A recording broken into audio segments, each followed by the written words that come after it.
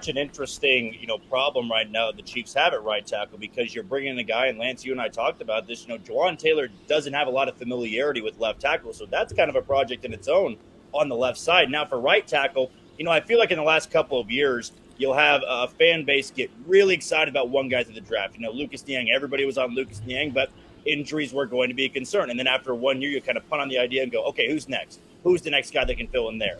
Then it was Darian Kinnard. We all love Darian Kinnard. I still love Darian Kinnard, but he wasn't there last year. And a lot of fans, you kind of punt on the idea and go, who else can we get here? Who's the next right tackle we can go out in there and get? I think you have two really good in-house options. And Brett Beach is a smart man, right? You don't just draft a guy to draft him and then just stash him in the practice squad forever. I still think this front office looks at Lucas Niang and goes, he can be a guy. We've seen him be the guy, but durability is in question here.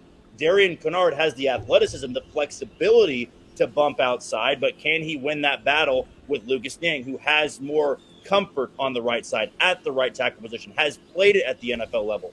Darian Kinnard has not. So I think a lot of people are going to go into this draft and say, well, the right tackle solution's in the first round. The right tackle solution's in the second round.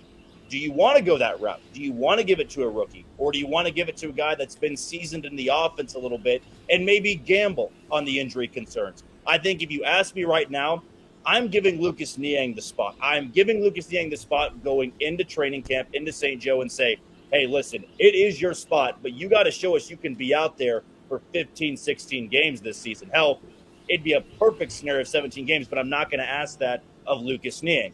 Darian Kinnard can be that guy, but how about giving him the swing tackle look? He could be a guy that could slide in at right tackle.